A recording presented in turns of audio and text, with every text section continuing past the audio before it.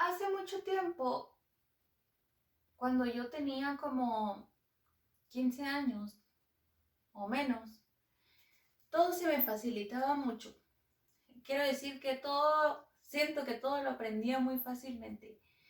Incluso cuando mis papás me preguntaban algo acerca sobre una nueva tecnología, yo sentía que lo podía explicar muy fácilmente porque apenas salía eso, aquella cosa tecnológica, y yo de inmediato lo entendía.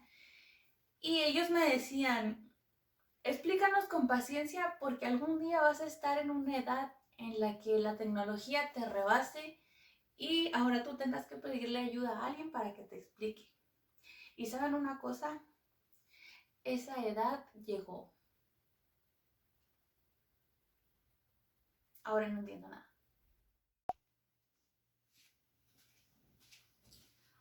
Hola chicos, buenas noches en mi caso. El día llegó, se acabaron las vacaciones y es hora de empezar a dar clases de la única forma en que no sé, es de modo virtual.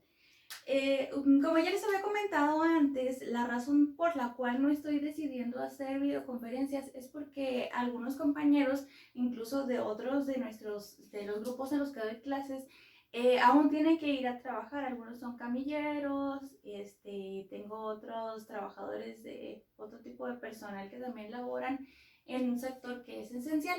Entonces, por eso no puedo estar a cierta hora exactamente citándolos a todos para que, por ejemplo, a las 2 de la tarde se reúnan todos, ya que hay gente que tiene cosas que hacer. Bueno, ustedes me entienden, eso ya se los expliqué. Entonces voy a tratar de hacerlo de esta manera, vamos a ver si funciona. Si no funciona, lo haremos del modo en la que la mayoría de los docentes están optando por hacer, que son en videoconferencias. Mientras tanto, vamos a dejarlo de esta manera. Luego ustedes me comentarán acerca de las dudas de este video y a ver si podemos solucionarlo. Bueno, nos quedamos en que espero que alcancen a ver bien esta pantalla. Esto es como un debut y espero que no sea la despedida. Vamos a ver si se ve, si alcanzan a ver bien, si la luz está correcta. Yo sé que es de noche, así que está algo oscuro y pudiera verse un poquito extraño. He puesto un pizarrón por si tenemos que hacer algunas notas. Y vamos a continuar con la misma dinámica que veníamos manejando desde hace tiempo, que es que yo les voy a ir dictando preguntas acerca de lo que veamos en las presentaciones. Aquí tengo el cuaderno donde voy anotando esas preguntas y ustedes las resolverán, pues en este caso, en sus hogares. Antes de iniciar, deseo que estén muy bien. Espero que ninguno de sus familiares y ustedes tampoco se hayan contagiado de esta enfermedad que ya ni siquiera quiero pronunciar porque tengo la cabeza demasiado llena de esa enfermedad.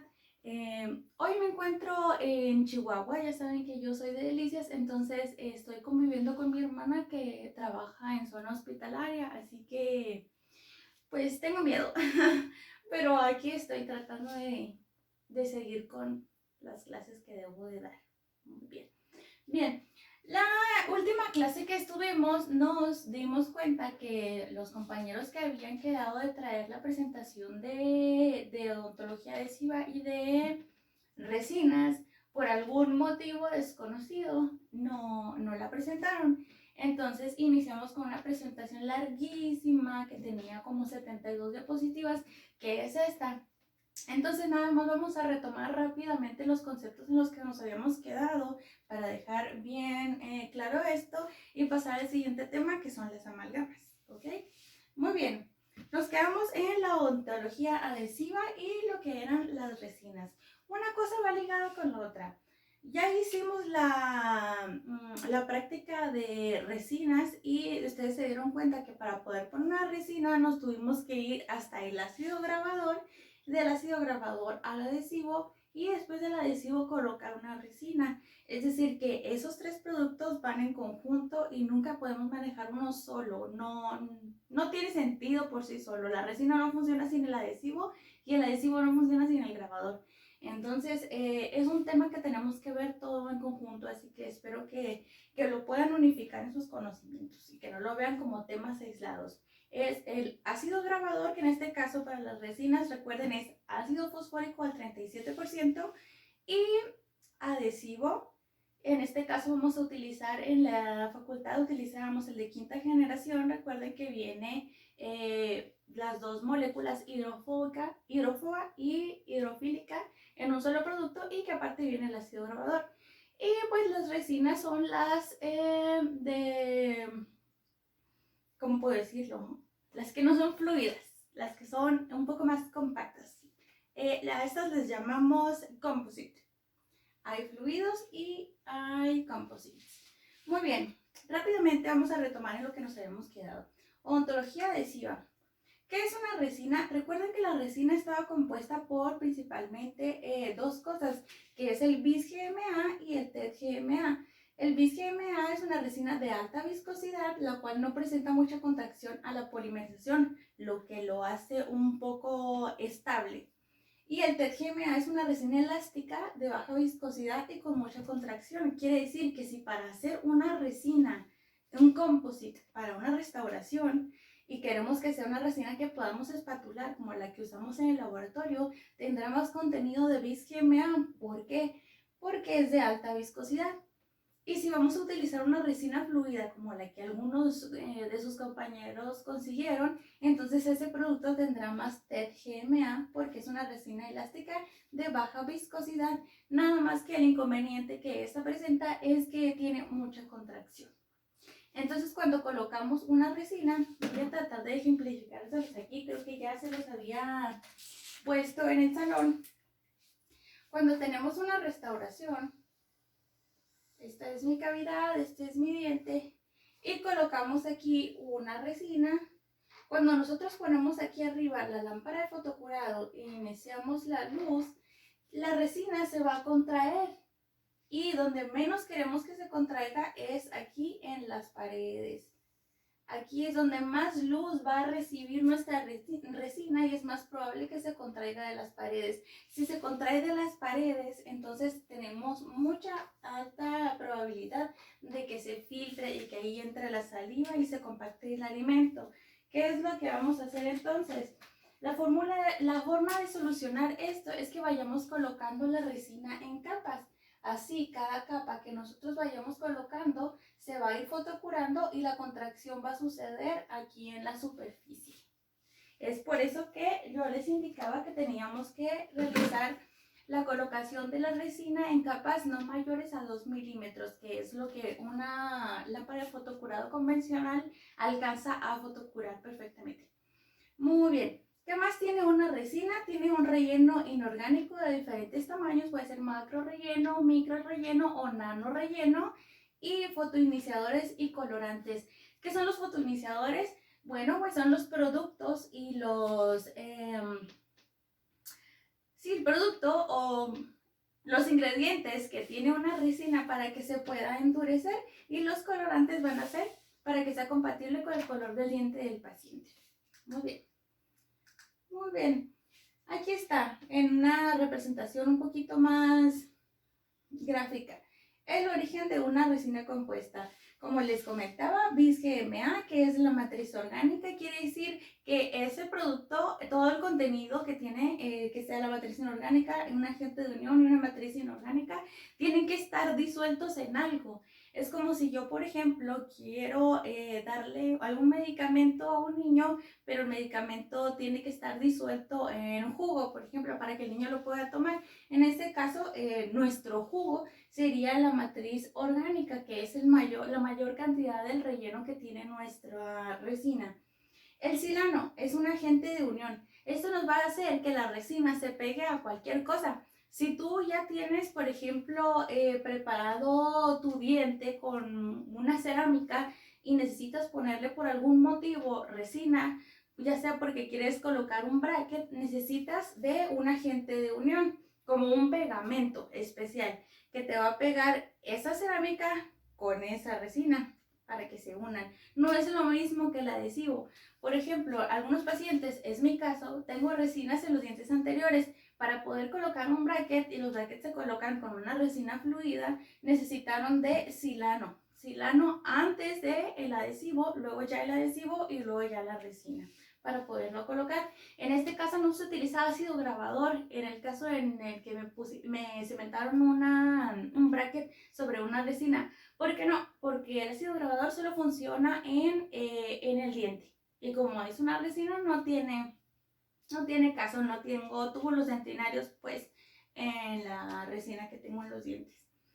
Y la matriz inorgánica, el resto del relleno puede ser de cuarzo, de sílice, hay algunas otras modificaciones que hicieron después, como la circonia, por ejemplo.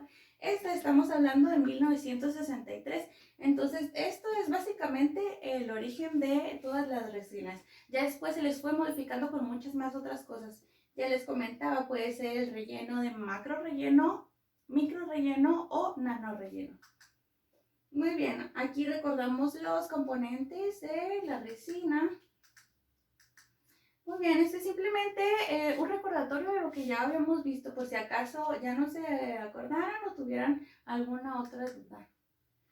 Tipos de resina por su viscosidad. Esta es la palabra que quería encontrar. La resina o el composite, que es más sólido, se llama resina condensable. Se llama condensable porque la podemos condensar, aplicar, compactar sobre nuestro diente y nuestra cavidad.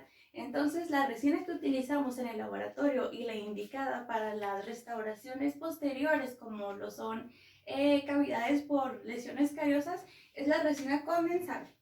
Existe la resina fluida. ¿En qué casos vamos a utilizar resina fluida? Cuando no podamos sellar alguna cavidad por algún motivo. Por ejemplo, no es lo mismo el sellador de fosas y fisuras, porque el sellador de fosas y fisuras es aún más fluido que este. Aquí lo tenemos, el sellador de fosas y fisuras se refiere al sellador, y fluida es una resina que podemos utilizar para una cavidad muy pequeña donde ni siquiera cabe la espátula de resina. Por ejemplo, nosotros tenemos aquí un diente al que le hemos hecho endodoncia, entonces tenemos el conducto aquí.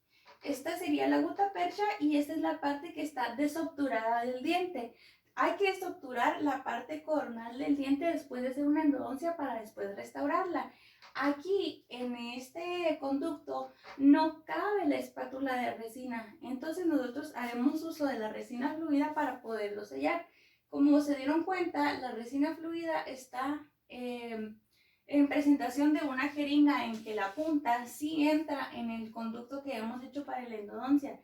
Entonces aquí vamos a aplicar la resina fluida y vamos a rellenar el conducto. Cuando ya podamos hacer uso de la resina condensable o la que utilizamos en el laboratorio, entonces rellenaremos la última parte, de nuestro diente. ¿Ok? Entonces esos son los tres tipos de resina: la condensable, fluida y el sellador de fosas y fisuras. Hay otro tipo de resina que no viene aquí, que es la bulk fill. La bulk fill es una resina muy transparente. Si se dieron cuenta, la resina que utilizamos en el laboratorio es un poco opaca. Entonces solo se pueden condensar 2 milímetros para que la lámpara de fotocurado alcance a cocer, por así decirlo, a hornear esa resina que hemos puesto. La resina bulk fill tiene la ventaja de que podemos obturar toda la cavidad completa de una sola intención y fotocurarla toda junta, porque como es muy transparente, la luz de la lámpara alcanza a llegar hasta el fondo. Entonces aquí faltaría el cuarto tipo de resina, que sería la bulk fill. Voy a escribirles aquí cómo es que se escribe. Se llama bulk fill. ¿Ok? Espero que se alcance a ver, y si no, pues echando a perder se aprende. Muy bien, aquí están resinas fluidas. Ven aquí lo que les decía: para que una resina sea más fluida necesita más PETGMA, porque es más fluido el compuesto, pero tiene la desventaja de que es muy propenso a la contracción. Ok, miren, aquí está la presentación que les decía de las resinas que son fluidas. Viene en modo de jeringa. Traen aquí una tapadera que nosotros podemos intercambiar por una especie de punta para que entre en lugares en los que una espátula convencional no entraría. Muy bien, de nuevo vemos los componentes, los rellenos, índice de refracción, otros productos con los que se pueden modificar las resinas. todo esto ya lo habíamos visto. Aquí está una vista microscópica del tamaño de las partículas. Después, con el tiempo, se fueron agregando, se fueron modificando las resinas hasta que llegamos a la nanotecnología. Es decir, que el relleno, en vez de ser de este tamaño, como lo vemos aquí, este vendría siendo el relleno, pasó a ser de macro relleno a nano relleno, que es aún más chico que el micro relleno. ¿Ok? Muy bien. Prácticamente habíamos terminado ya de ver la práctica de resinas. Ya nos había quedado, quiero creer que bastante clara esta parte. Y si tienen alguna duda, pues ya me lo escribirán. Nos quedamos entonces en la forma en la que vamos a colocar la resina. Ya lo practicamos, pero por si existiera alguna duda, vamos a recuperarlo. Muy bien. Aquí tenemos una lesión cariosa. Ya está ligeramente aquí limpio, ya nada más le faltaría eliminar esa lesión cariosa de ahí. Como ven, la forma en la que crecen las lesiones cariosas nos hace mucho más grandes nuestras cavidades, además de que debemos adecuarlas al producto que vamos a colocar, siempre teniendo un equilibrio entre la mínima intervención y lo que requiere el producto para que lo coloquemos. Más adelante les voy a explicar esta situación cuando veamos algo más de cavidades. Ok, primero recuerden que vamos a colocar durante 15 segundos solo en el esmalte el ácido ortofosfórico al 37%. Ok, una vez que ya tengamos durante 15 segundos nuestro ácido fosfórico, ¿cómo se llamaba esta parte si recuerdan ustedes? La parte que divide o hace esquina contra... Voy a ejemplificarlo aquí. Si nosotros tenemos una cavidad como esta, la parte que hace esquina, aquí si se dan cuenta, todo esto va a ser esmalte y bajando hacia acá va a comenzar a ser dentina. Justo esta esquina de aquí y todo lo que rodea la cavidad se llama cabo superficial. Entonces el cabo superficial, que es la orillita, por así decirlo, de nuestra cavidad, es lo primero que vamos a grabar. ¿Por qué? Porque el esmalte tiene más material inorgánico que la dentina, es decir, que es más duro que la dentina, es decir, que necesita más tiempo para que se haga poroso que la dentina. Una vez que hayamos grabado por 15 segundos, vamos a pasar a rellenar también lo que viene siendo la dentina y vamos a esperar otros 15 segundos. Quiere decir entonces que como resultado vamos a tener 30 segundos en el esmalte, en el cabo superficial, y 15 segundos en la dentina, porque si sumamos estos 15 segundos más los 15 segundos que nos esperamos en la dentina, obtendremos los 30 segundos. Muy bien. Como regla general, todos los ácidos se lavan el doble de tiempo que los aplicaste, ya sea ácido fosfórico, ácido clorhídrico o ácido poliacrílico. En este caso, el ácido fosfórico se va a grabar por 30 segundos y lo vamos a lavar por 60 segundos. Entonces, lo lavamos muy bien con la jeringa triple, con agua a presión, durante 1 minuto. Ya que lo tengamos, vamos a empezar a colocar nuestra resina en capas, no mayores a 2 milímetros. Estas cavidades son bastante pequeñas, así que podríamos hacer esta de una sola intención, fotocurarla, pasar a esta de una intención, fotocurarla, y esta quizá tome de 2 intenciones. Podemos poner una bolita por aquí y otra por acá para simular lo que vienen siendo las cúspides. Si se fijan, aquí tiene una cúspide y esta abarca otra cúspide. Entonces, para ir haciendo la anatomía antes de fotocurarlo, pudiéramos hacer una bolita aquí y si seguimos el contorno, tendríamos otra bolita aquí. Antes de pasar a una segunda bolita que nos vaya a hacer anatomía, fotocuramos la primera. Es decir, ponemos una bolita aquí, fotocuramos, ponemos una bolita acá, fotocuramos. Ok, muy bien. Todo esto antes de poner su adhesivo. Es que aquí no viene el adhesivo. Bueno, una vez que grabaron su diente, lo enjuagan muy bien durante 1 minuto y luego lo secan sin desecarlo. ¿Qué es desecar? Bueno, ustedes recordarán que cuando se despintan las uñas con acetona se les queda reseca la piel. Desecar sería el sinónimo de resecar en los dientes. Para no desecarlo, lo vamos a secar o absorber el agua sobrante con un algodoncito. Vamos a poner un algodón dentro de la cavidad y vamos a hacer que esa agua se absorba. Necesitamos cierta humedad en la dentina porque recuerden que el adhesivo tiene una parte que es hidrófoba y otra parte que es hidrófila. La que es hidrofílica se va a adherir a la dentina y la que es hidrofóbica se va a adherir a la resina que vamos a poner después. Bueno, una vez que ya pusimos nuestro adhesivo, vamos a fotocurarlo. Le vamos a poner, si no antes, una capita de aire. ¿Para qué? Porque existen diferentes solventes que tiene nuestro adhesivo, como son el agua, el alcohol y la acetona. La mayoría tiene alcohol porque no es tan secante como la acetona, ni tan poco secante como lo es el agua. Entonces, por eso la mayoría, o si no me equivoco, la mayoría de los adhesivos tienen alcohol y tenemos que volatizar. Y luego ya lo fotografamos durante 20 segundos. Pasado esto, poniendo 2 capas, según lo indique el fabricante. Algunos adhesivos serán solo de una capa. Entonces ya ponemos nuestra resina como les acabo de indicar. Algo se cayó solo. Y estoy sola. Qué miedo. Bueno. Bien, ya pusimos aquí nuestra resina. Aquí solamente la diferencia entre la primera imagen y la segunda es que le dio un poquito más de anatomía para que parezca un diente más natural.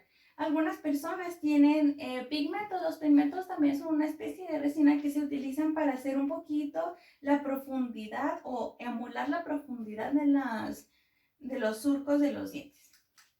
Muy bien, en este caso serían unos dientes anteriores que la verdad a mí se me hacen bastante feos. La fotografía está muy mal tomada y tiene mucha saliva. Incluso yo puedo ver aquí, a pesar de que trató de hacer un color similar al paciente, yo observo aquí una raya donde puedo ver la diferencia entre el color natural del diente y la resina. Muy bien, estas rayas que se ven aquí son de papel de articular. El papel de articular sirve para saber qué tan alto nos quedó nuestra restauración. Una vez que nosotros ponemos nuestra resina, necesitamos saber si nos pasamos de altura o no. ¿Qué pasa si nosotros nos pasamos de altura?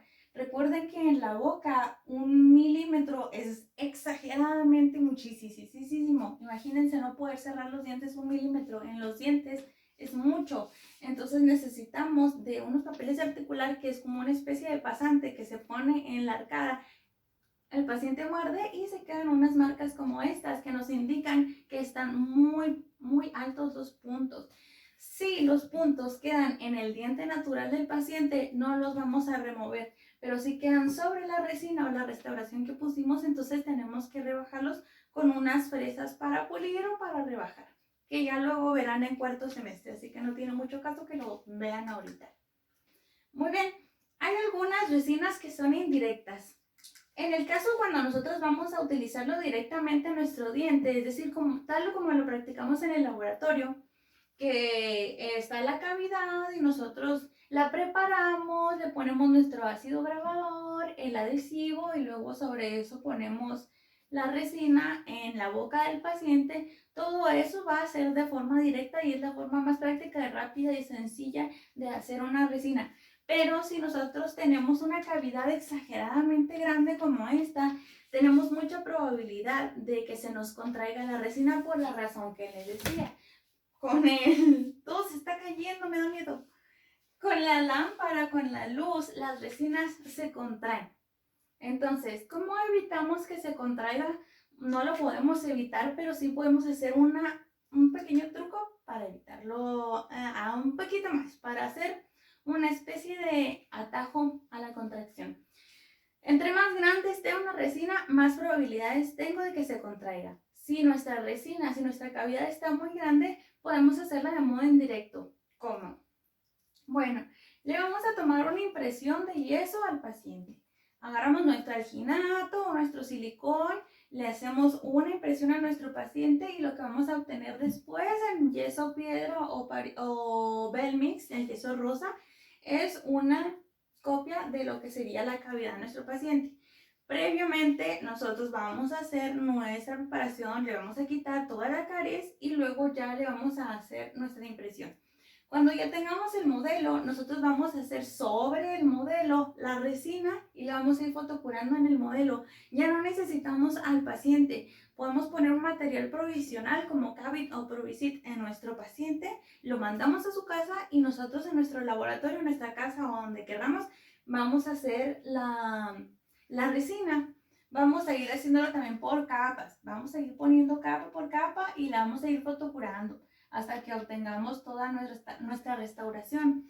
¿Se va a contraer? Sí, sí, se va a contraer, pero con la diferencia de que cuando nosotros la pongamos en nuestro paciente, vamos a tenerla que poner con un agente cementante, como lo puede ser un cemento de resina. Ese cemento de resina, si nosotros tenemos, ay, disculpen que no se borre, pero no sé qué le pasó a mí. Mugre, pizarrón, que ya no se borra con nada. Vamos a intentarlo con acetona.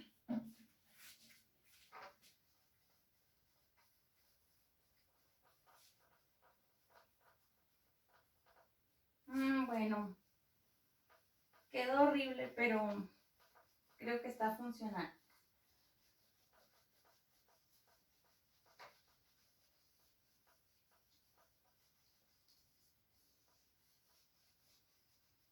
Bien, vamos a esperar que seque un poco. Ya está. Ok, bueno, si nosotros tenemos aquí un diente y nosotros luego le vamos a cementar una restauración que nosotros hicimos de manera indirecta, debido a la contracción de la resina nos va a quedar un espacio. Este espacio que vemos aquí entre el diente y la restauración que nosotros hicimos. Pero como la tenemos que pegar, no simplemente acoplar a nuestro diente, la vamos a pegar con un cemento que se llama cemento de resina, que es otro tipo de resina, aparte del que vimos que es el composite, la fluida, el sellador de fosas y fisuras. Existe aparte otro que es el cemento de resina, que es otro tipo de pegamento, por así decirlo. Nada que ver con el adhesivo y nada que ver con las resinas. No sirve para reconstruir, sirve para adherir una cosa con otra. En este caso, la restauración que hicimos de resina la vamos a unir a nuestro diente una vez que ya la hayamos sacado del modelo de yeso. Antes de poner nuestra restauración, vamos a medirla que quede bien, que sí haya quedado, que sí entre y todo. Vamos a colocar en el diente el cemento de resina y luego vamos a poner nuestra restauración encima. Y ya va a quedar ahí pegada. Ya solamente nos quedaría rectificar los puntos altos con el paciente, con la mordida del paciente, para ver qué tanto nos hace falta rebajarle. Supongamos que nosotros ponemos nuestro papel de articular aquí. Simplemente que el paciente muerda, probablemente este punto se me vaya a marcar como punto alto. Y entonces ya nada más rebajo mi resina de aquí y la dejo acomodadita para que el paciente ya esté listo. Muy bien. Y así es como quedaría la restauración ya cementada en el paciente. Muy bien, aquí están otros ejemplos de para qué podemos utilizar una resina. Cuando un paciente pierde un diente por un traumatismo, es decir, que es un niño que va corriendo y de repente se cae, va a tener este accidente que se llama avulsión. La avulsión es cuando un paciente pierde por algún golpe el diente y se sale completamente con todo y la raíz. Entonces queda un hueco como ese, ¿verdad? Queda el alveolo vacío y llega el paciente con el diente en un vaso con leche generalmente. Muy bien, entonces nosotros, si no ha pasado mucho tiempo y si el diente no está contaminado, lo podemos desinfectar y lo paciente.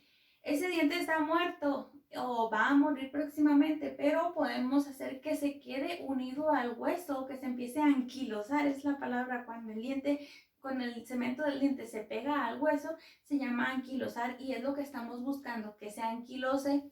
Una vez que ha perdido nuestro paciente su diente, necesitamos que se anquilose al hueso. ¿Cómo lo vamos a lograr? Con una férula de resina y alambre de ortodoncia.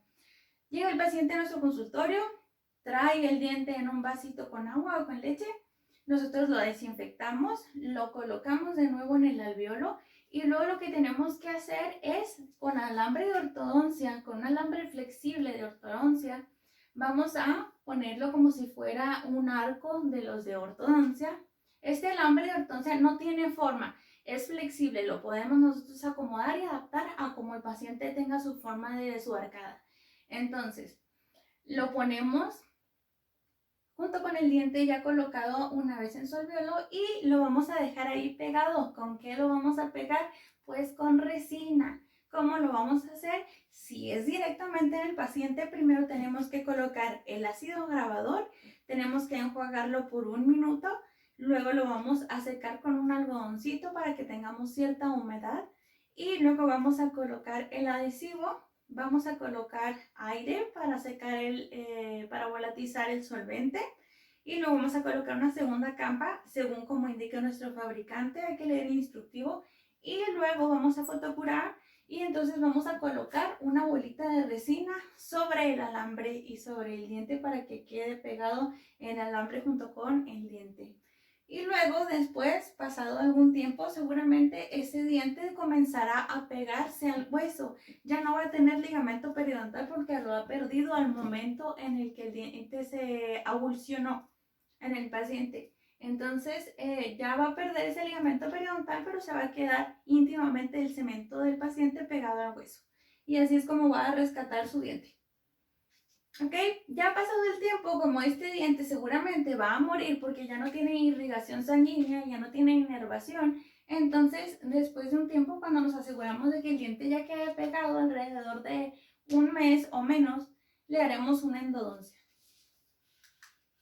Entonces esa es una de las muchas utilidades de las resinas.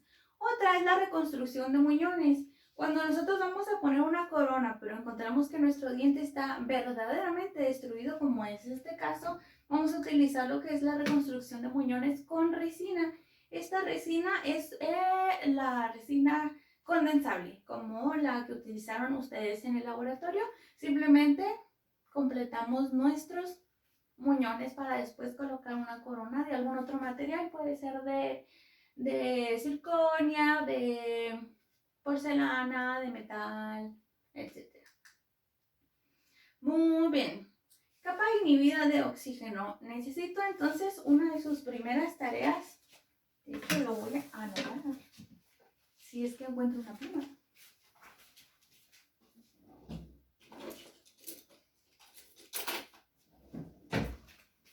Creo que ya escucharon mis chanclas.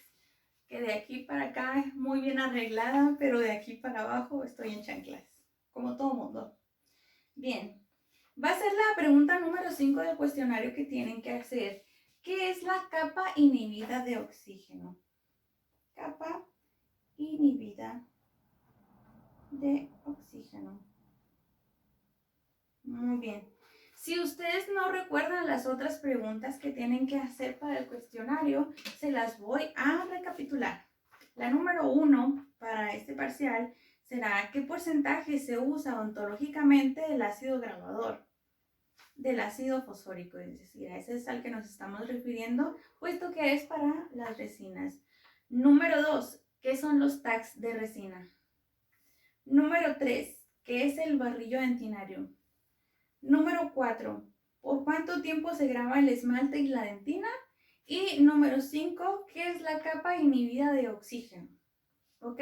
Esas son las 5 preguntas que hasta ahorita tenemos para nuestro siguiente parcial. Que la verdad es que todavía no tengo idea de cómo voy a calificarles. Muy bien. Hay otra pregunta que quiero que anoten también, que es el grado de conversión. Por acá viene un poquito más explicado. Es la contracción de la polimerización. Muy bien. Aquí está. Anótenlo, eso es lo que ustedes van a investigar en sus casas cada quien. Y sería pregunta número 6. ¿Qué es el factor C? ¿Qué es el factor C? Aquí viene qué es, pero ustedes lo tienen que buscar. Y aquí viene una representación de una fórmula de cómo ustedes pueden calcular el factor C de sus resinas. Son la cantidad de paredes adheridas dividida entre las paredes no adheridas. Para que ustedes lo entiendan, se imaginan su cavidad como un cubo en donde la parte de arriba va a ser la parte que no tiene ninguna pared.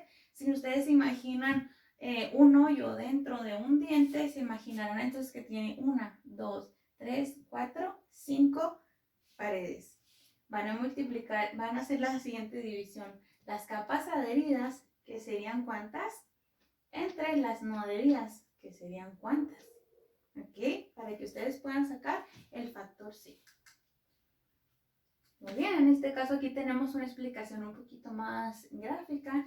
Sería una capa adherida si nosotros nos imaginamos que la resina solo está, por ejemplo, por la parte vestibular, en el caso de la bolita de resina que se coloca para poner una férula de alambre, sería una capa, una pared adherida por entre 5 que no están adheridas y el factor de contracción sería de 0.2. ¿Qué significa esto? Averígüenlo. Muy bien, si es una cavidad con dos paredes, supongamos que sea en proximal,